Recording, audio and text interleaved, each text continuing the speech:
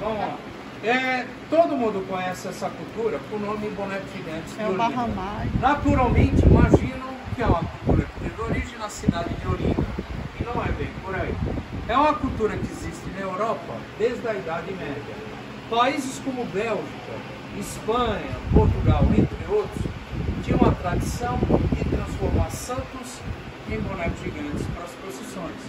Aqui em Pernambuco não começou em Olinda, começou no interior do estado, uma cidade chamada Belém de São Francisco, mais ou menos 500 quilômetros daqui. Lá vivia um padre belga, falava da tradição europeia, e inspirou um rapaz chamado Gumecindo a criar um boneco chamado Zé Pereira, isso em 1919. O original não existe mais, pegou fogo. Nós conseguimos autorização com o filho do criador, aí ele nos permitiu fazer uma nova versão na nossa leitura. Esse boneco aí central. O Zé Pereira que você perguntou. Em 1919, ele fazia encenação de imaginário, como se o boneco estivesse chegando da Europa de barquinho, aí começava o carnaval. Ganhou as ladeiras de Olinda em 32, com a criação de um boneco chamado Homem da Meia-Noite. Bem tradicional para os moradores de Olinda, é uma coisa mais regional. Na década de 70, surgiu vários artesãos de Olinda, que até hoje fazem os bonecos da técnica de isopor e papel machê. Figuras imaginárias, caricatos, bem mais úteis que vocês estão vendo aí. Não quer dizer que sejam mais feios, trabalhos totalmente diferentes. Começamos a criar os nossos bonecos a partir de 2007. Nossa ateliê fica no Recife. Atualmente temos mais de 600 criados, não comporta tudo aqui. O excedente não fica em outro lugar. São figuras autorizadas, exceto alguns internacionais, tipo Michael Jackson, que é óbvio, nem corremos atrás. Né?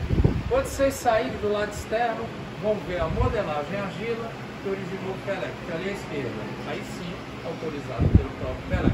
Na modelagem fazemos a forma, aí nossos bonecos são finalizados em fibra de vidro.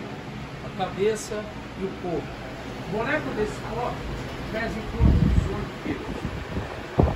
Rapaz, a brinca de 40 dá uma hora pulando freio com a estrutura acima da cabeça. Quando está na rua, dá altura média de 4 metros na cadeira. Embaixo uma espuma que amortece o peso.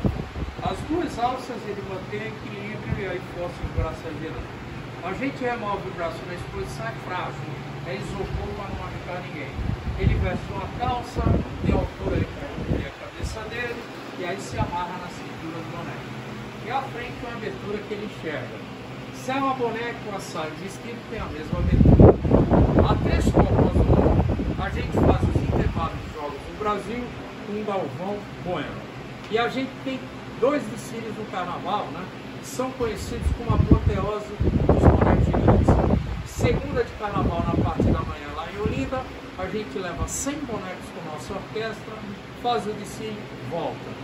Na terça de carnaval, finalzinho da tarde, é a vez do Recife. Gera muita mídia, não só no Brasil, tem imprensa de vários continentes. Pelo fato de ser carnaval, as pessoas imaginam que é organizado pela prefeitura.